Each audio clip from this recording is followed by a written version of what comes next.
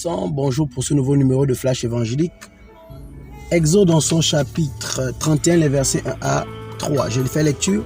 L'Éternel parla à Moïse et dit: Sache que j'ai choisi Beth-Sahelm, fils d'Uri, fils de Hur, de la tribu de Juda.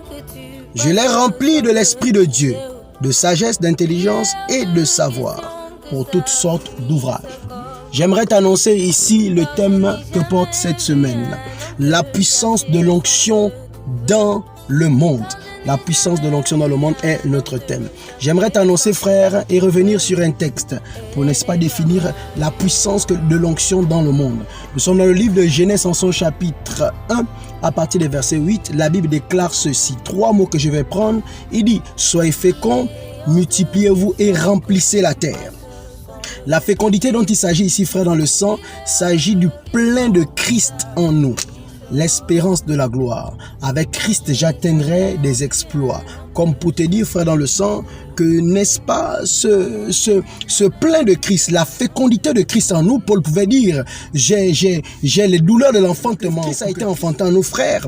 Cette fécondité consiste à faire en sorte que la connaissance de Christ nous amène à nous multiplier. À multiplier la race des adorateurs dans le monde. Le monde attend avec un ardent désir la révélation des fils de Dieu, mais lesquels sont nés par la parole, par la sémence de Christ en nous. Et cette multiplication, cette connaissance fait en sorte que nous puissions détenir certains diplômes dans le monde, n'est-ce pas, des doctorats, des licences, et j'en passe, dans le monde que nous avions, mais la dépendance, n'est-ce pas, de ces ingénieurs n'est pas liée à Dieu. Ce qui fait que nous allons constater que malgré les multiples églises qui ouvrent par jour, Christ n'est pas encore élevé dans les nations. Oh my God.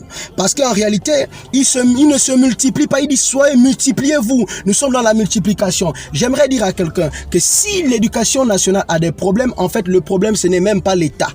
Le problème, c'est l'Église. C'est parce qu'en réalité, celui qui a le doctorat, celui qui a le diplôme de l'école normale, arrivé, n'est-ce pas, dans ce ministère de l'éducation nationale, n'arrive pas à pouvoir valoriser l'enseignement qu'il reçoit de Jésus sauve-moi, de son ministère Jésus sauve-moi, ou encore de ce ministère des adorateurs de Béret, ou encore du ministère porte des cieux. Il ne valorise pas cette fonction. Frère dans le sang, j'aimerais t'annoncer ceci.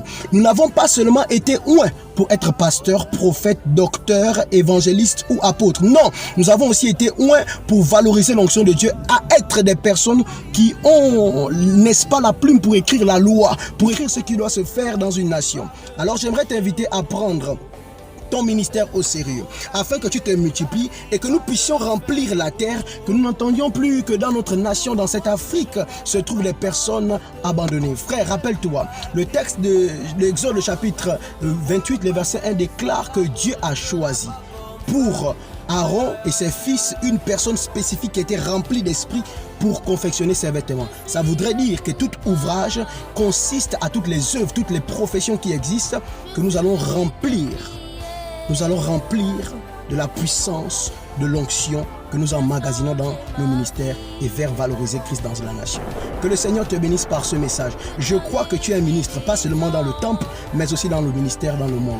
Va changer le monde par le ministère que Dieu t'a donné. Sois béni au nom de Jésus-Christ. Amen.